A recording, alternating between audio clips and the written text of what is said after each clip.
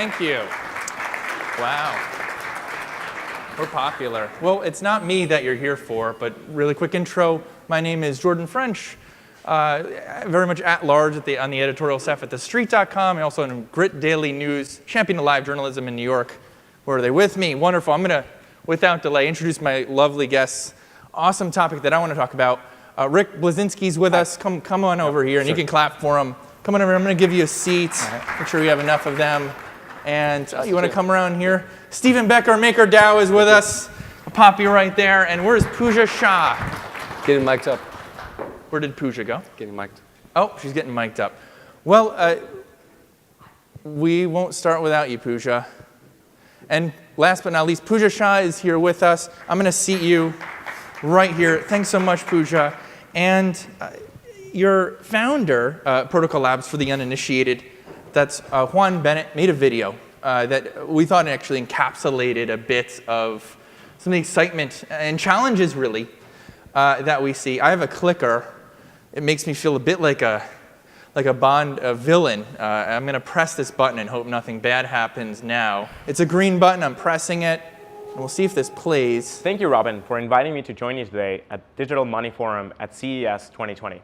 I wish I could be there in person. I'm sorry. I'm hunkered down with the team building the next release of Filecoin, the mainnet. Pooja will share more about this in the next session.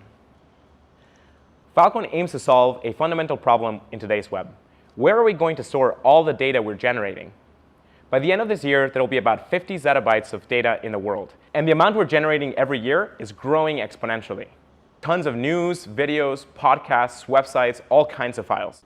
But about half of the world's storage sits unused. Filecoin is a cryptocurrency-powered storage network. Storage providers earn Filecoin by offering unused storage space. And users spend Filecoin to hire that storage space in the network. Crypto is the incentive layer that makes the system operate like a marketplace. Protocol Labs is part of the Web3 movement, the next generation of the internet. This is a web that's more resilient, reliable, and open. It's a return to the original intent of the internet. Protocol Labs and everyone working on Web3 are building a new and much-needed internet infrastructure. This is an ecosystem of protocols that decentralize the web, that democratize access to services, and spread the wealth created by networks. Anyone can be a part of it, so we hope you'll join us. Well, thanks, Juan. Juan shared with us that he couldn't be here. He apologized. So first, Juan, we do accept your apology, Juan. And we're glad that you sent someone that your team claimed was better, and that's Pooja Shah. So I'm going to open with you, and it's on everyone's mind, Pooja, because we're impatient people. Nowadays, our attention spans are short. We think everything should happen all at once. But inquiring minds do want to know, is there a particular Achilles heel that could hobble blockchain entirely and make all of this cacophony we've made about how much promise it holds not quite significant? Yeah, I think that's a great question to begin with. My perspective, obviously, I'm biased, I work in this space, but I believe that the answer is no. There isn't an Achilles heel. We're just at a stage in development in this industry where we're still building core infrastructure. So as an example, with Filecoin, what we're building, as Juan mentioned in the video, is a decentralized storage network. If you think of a tech stack, like the way that we think of building a computer, storage is one of the core components, along with compute and operating systems and some of these core base layers of computation that we're still, people at the forefront of this industry are still building those core infrastructural layers. And we're not at the stage yet where we're going to see these mass market applications that make blockchain adopted really broadly, because we're still building core infrastructure. So I don't think that there is an Achilles heel. I think we're just at a really low level part of it. You mentioned these applications, but the people demand them. But I'm going to breathe a sigh of relief since you said we're not doomed. I'll set my detonator down on this table gently and carefully, and toss this to Rick. For the uninitiated, Rick, you had a very significant role in building what we now know as the internet. And the reason why that's important here is because it's very relatable to this audience. Everyone kind of knows what email is and a web browser is, for example. But as it relates to blockchain, there are perhaps a few analogies there. So just give us some perspective from what Pooja refers to as these grand applications, and she says they're coming. Where are we in the timeline for blockchain when we have in our minds the internet? Okay. I want to continue from what Juan Bennett was mentioning earlier with regards to this is changing from a centralized to a decentralized fashion. And he's creating, I think one of the most brilliant infrastructure, starting with the IPFS and then moving to the protocol apps and stuff like that. So if you look at the, you really have to look at the layering protocols in the blockchain space and compare it to the internet OSI 7 layers, okay? So, we spend a lot of time in layer 1, layer 2, application layers on the top, on the blockchain side, and then, in fact, I think some of the thing that Protocol Apps is working is actually some of the P2P layers, some of the protocols right there that you guys are defining right there, right? Now, that is great. I mean, you have to look at every single layers and map it to the OSI 7 layer structures. So we are down to already lower than layer 1. That's what they're working in. Now, I combine that P2P layers and below as layer 0 in blockchain space today. And layer 0 involves 0 through 4 in the OSI internet layers. So you need to map that and really take a look carefully. How do you solve this for mass adoptions? A lot of work have been done on the applications, protocol layers, consensus layers, P2P layers, but we're still running on the basic TCP/IP, internet, routing, switching, optical layers. That was built 40 years ago. So I'm going to repeat this back to you too. So it sounds like blockchain largely being built on this old infrastructure technology. A lot of it's hardware. Yeah. Some of the stuff that you worked on, or at least certainly got patents in years ago, and it's inadequate for all this mushroom of opportunities, applications, and so on that Pooja referred to. Is that the gist of what you're saying? Yeah, that's the gist of it, and I can give a very simple application. It's not even an entire layering. It's just one application that came in maybe a decade ago. It's called Netflix, and it really throws the internet out of the, it's like the internet couldn't handle Netflix, okay? So then some people create what it's called the content delivery network and trying to solve how to stream Netflix to all of us, right? So there is no Achilles heels. Yes, there is a solution, but we're still all working for that right now. Yeah. And Stephen, I want to bring you into this, given sort of like where we are, and the community I hear from as a journalist is quite underwhelmed. It's a good way to describe it. So to invert all of this, what can we do? And what have we done that is something that the community can point to in blockchain that says, we're on our way? From that point of view, I'd like to try and just sort of put my hand down and bring us back up to some level of simplicity and ask a very broad question, and that is, what is the purpose of blockchain anyway? From my point of view, the internet was really global accessibility to information. Blockchain is global accessibility to value. So we've got to have a look at the community and the consumers and say, well, what do we need to have in place from a technical point of view in order to achieve that global accessibility to value? So in being able to do that, you can start identifying what those technical hurdles are. So from my standpoint, then, it is really the feedback mechanism between the blockchain infrastructure that you're building and the use cases, the user experience that you have. It can't be too far apart, because if it is, it just becomes a theoretical exercise. You don't get that usability, you don't get that progress and momentum behind it. So from the community point of view, it really is taking that global accessibility of value and turning it into the necessary products. Exchanges, centralized exchanges, decentralized exchanges like Coinbase, OKX. You've got decentralized exchanges out there, Xerox and Oasis. Very clear expressions of how you can bring value to the users through the intersection of blockchain and what I like to call the analog world, because really it's at that intersection where you get that value and you realize the underlying purpose. Yeah, certainly. And I think there's a bit of a theoretical element, though, to what you're describing. And as it relates back to technical hurdles, it begs the question, can we do all of those things successfully that you just described? Well, that remains to be seen to a certain extent. I mean, everything is really a case of a function of time and effort and making sure that you can adapt appropriately to the user's needs.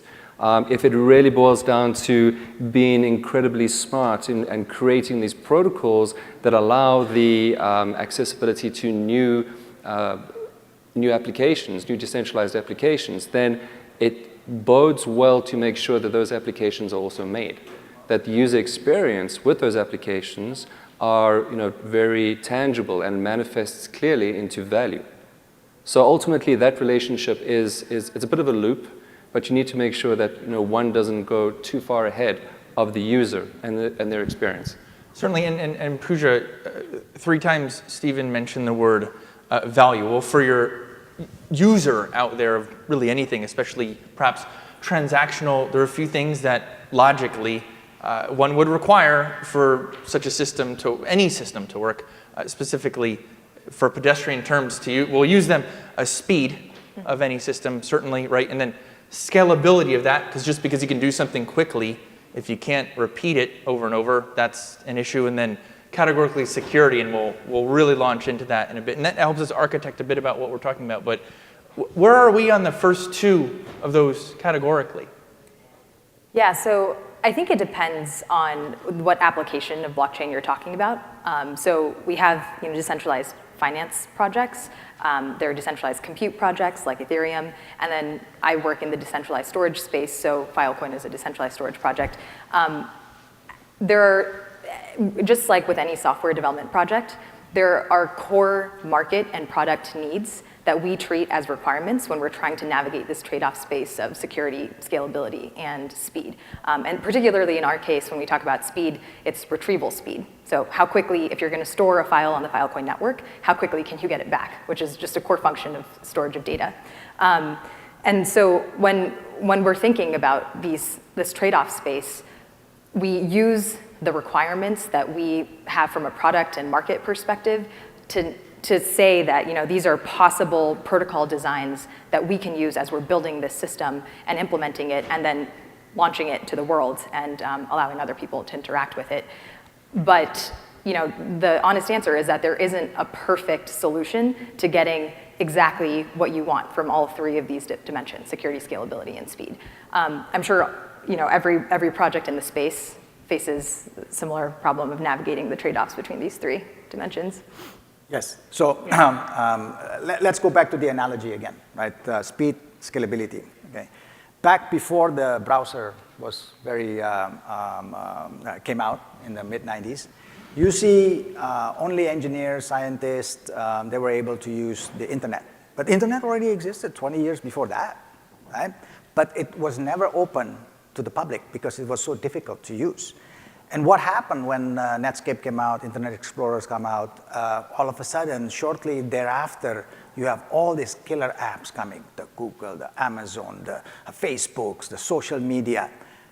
But what happened to the actual infrastructures? The speed of the internet from the 90s to the 2000s, specifically the wide area network, it grows tremendously.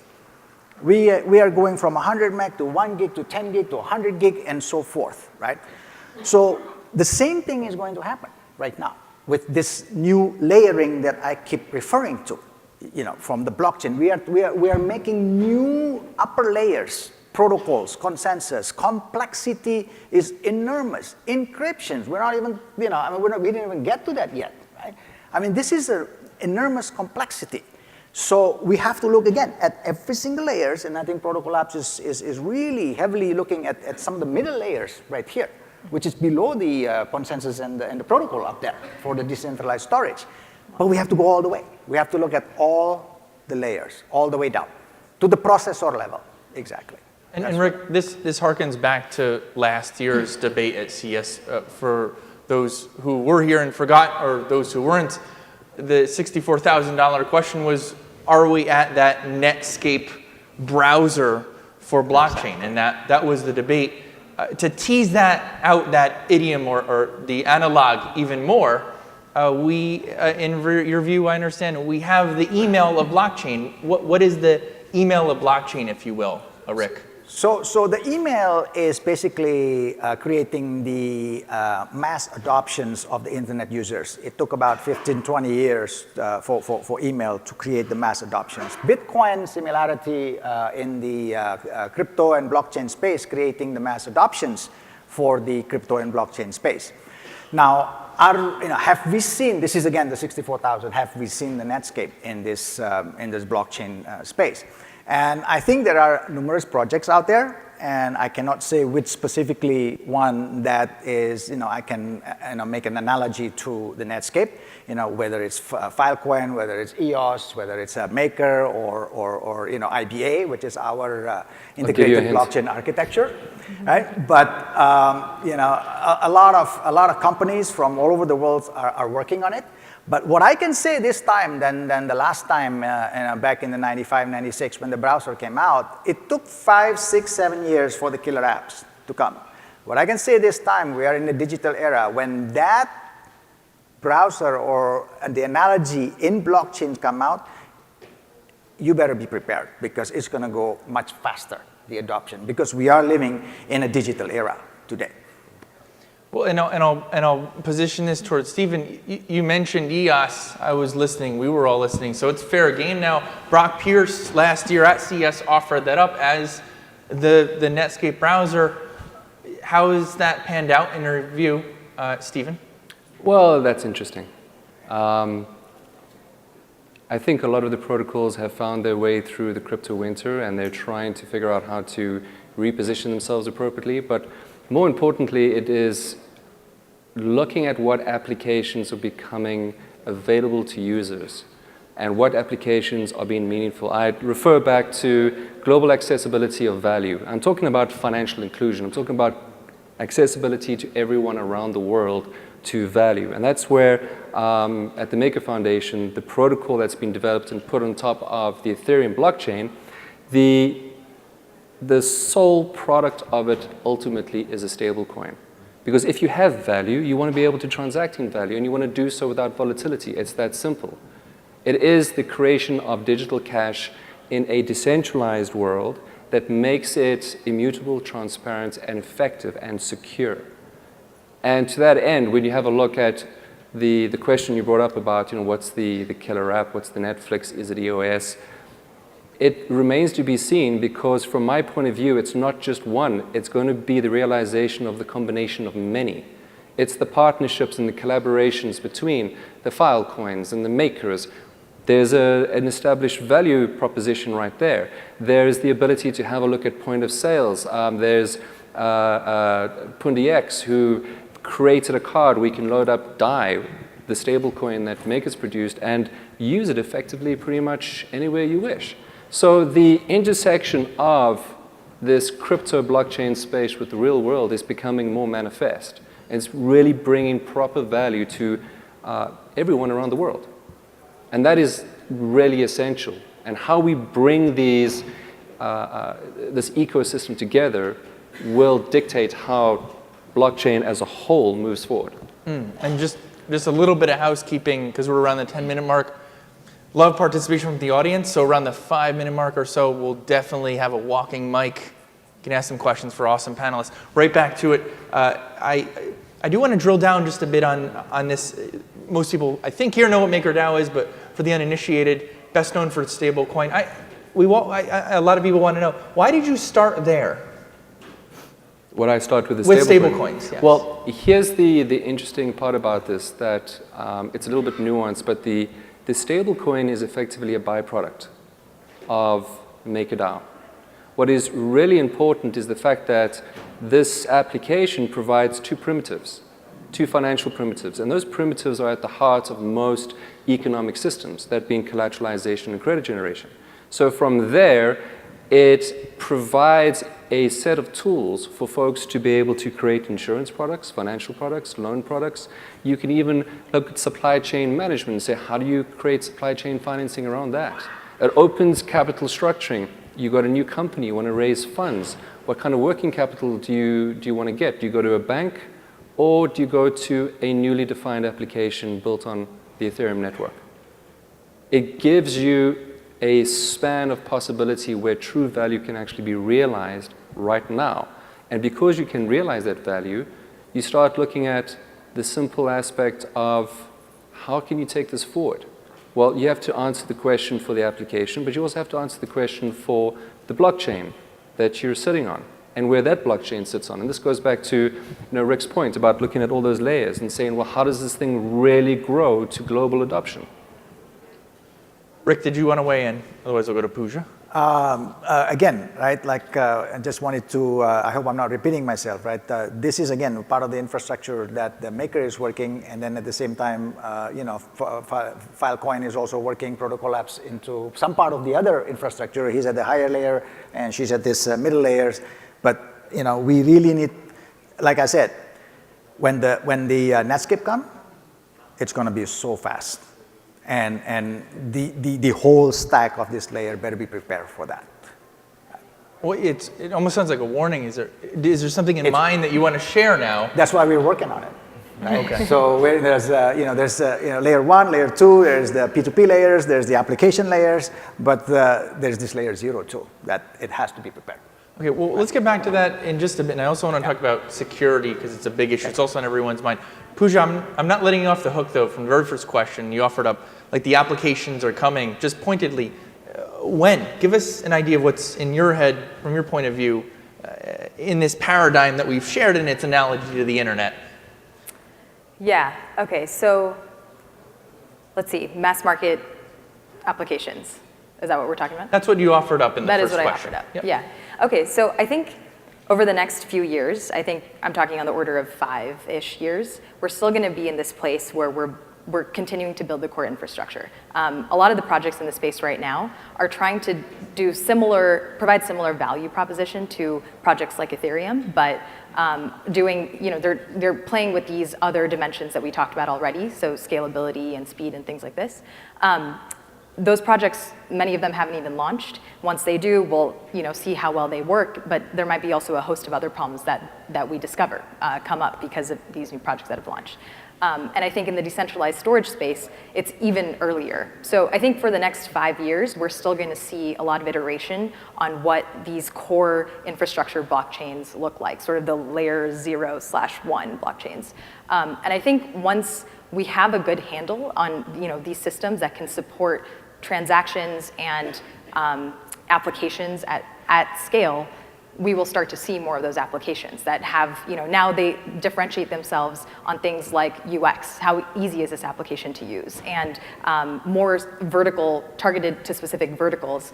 But we need the core infrastructure to support that, which I honestly don't think exists today. So I'd say, it's really hard to put times on anything like this, but for the next several years, I think we're still going to be building basic building blocks, and then we'll start to see applications after that. We've also pointed out a few, and I do want to go to you and Rick this. I know you have a comment there, and we did just pull out of Stephen, some of these use cases. There's a really interesting one at DoD, but I want to get your comment in first. Yes. So, the usual encryption that's been used by banking, financial system, and stuff like that, it's very, it's secure enough. It's the AES, and then we move to this very sophisticated, much more complex encryptions, using the SHA-256 for the proof of work of, some of this consensus algorithm, right?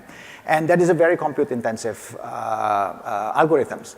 So if you think about it, right, we are creating the global network of trust, which is, this is blockchain, this decentralized mechanism. So we need some very sophisticated encryption, which is the SHA-256. So if you really think about it, prior to Bitcoin, who was the largest user of public-private key cryptography, which is the SHA-256?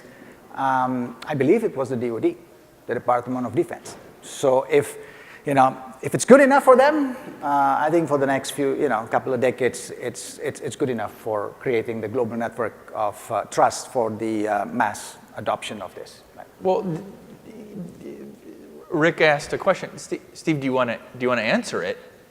If it is good enough, why aren't if it's good enough for DoD, why aren't we all using it? Well, it comes back to that sort of vicious cycle of creating the technology and then getting the users. It takes time. Really, along with most of the tech space is an evolutionary aspect to it, and we have to take this through a time frame in order to realize it as quickly as possible. And to the point of security as well, it's not just looking at the protocol and looking at the blockchain and understanding that private-public key encryption, but you come all the way up to the application layers. These applications that we're building on chains are like satellites. Once you've deployed them on a public blockchain, you can't just go, oh, I made a mistake, I need to bring it back, it's gone. So the next steps involved with security at those levels need to be considered. And there's something called formal verification, something that's used in the airline industry, where before they actually create the aircraft, they formally prove that it's going to do what it's supposed to do. The same thing is applied specifically to the Maker protocol. Formal verification has been used to ensure it's going to do what we expect it to do. And then above that, you have your security audits and your bug bounties and all the necessary infrastructure in place and audits in place to make sure that you have a holistic security from the protocol all the way up to the application level. And why? It induces confidence. And why is that? Because that's inherent in all the value that you want to extract from a blockchain application. In its root, you use the word confidence. At its root, that seems to be a challenge. It sounds like there's information asymmetry everywhere out there as it relates to every aspect of this, though, including security. You even offered up a mutual funds analogy. That's in dated. 1927, the mutual funds were invented, and for the next year and a half, everybody thought it was a scam. So, it really is a case of getting traction behind a very good concept until eventually it becomes very clear as to what the purpose is and how it actually provides that purpose apparent. So from the blockchain perspective, the same thing is really happening. When you look at the general news items out there about Bitcoin, it's generally from a negative point of view. Because that's the way, sorry to say this, but you sell papers, as it were. But on the flip side, it is how we sell. Is it? Okay, I'm great. I wasn't sure about that. So on the flip side, it really is also looking at an application that is useful. It generally is the case in most newly defined markets, speculators come first. Speculators, nefarious actors come first, and from that you build out the true value of something inherent. Rick, I'll give you the last word now. We definitely want to make sure we could probably fit in a question or two. Okay. The message I'm saying right here is that if this were to be as huge as the internet, as huge as I'm going to refer to a graphics processing, we have to create a special processors for the internet. We have to create a special processor for the graphic. We have to create a special processors for the mobile devices, right? Perhaps we have to create a special processor for blockchain. Quite the history lesson here, too. I do want to go to questions. I do see some hand raised. I believe we have a walking mic. I'm going to look for who's got it. And can we get one right up here? We'll go to the gal up front in the red. And we'll have to make it quick. And say your name. Hi, my name is Michelle. In the future, 50 years from now, how do you think decentralized internet will look like? Will it be a few companies monopolizing us, one company having our data? And how would inclusion look like with AI and other technology? Want to take that one, Pooja? Sure. I think that's a great question. You bring up some particularly salient things, I think, in this space, especially when thinking about data privacy, right? I think this is a core value that is inherent to Web3. And when we think about upgrading the infrastructure of the internet, how do we do that? How do we give control and sovereignty back to people who are providing data online to begin with, right? I think in 50 years, I really hope we see a system that has that as an inherent feature where people do control their own data. It is truly decentralized in the most absolute of cases. And I think to the first part of your question about whether it looks like there are a couple of central institutions that play the overwhelming role, I think that it's really difficult for that to be the case if we do our jobs correctly, because what we build is protocols and networks, and then once they are sort of launched, to use the satellite analogy, or it's like launching a software rocket, once we've launched them, we no longer control them. So, gets into how do we govern the evolution of these protocols over time. But if we're doing our jobs right, hopefully these networks will exist autonomously, and there won't be central institutions that govern them and control them.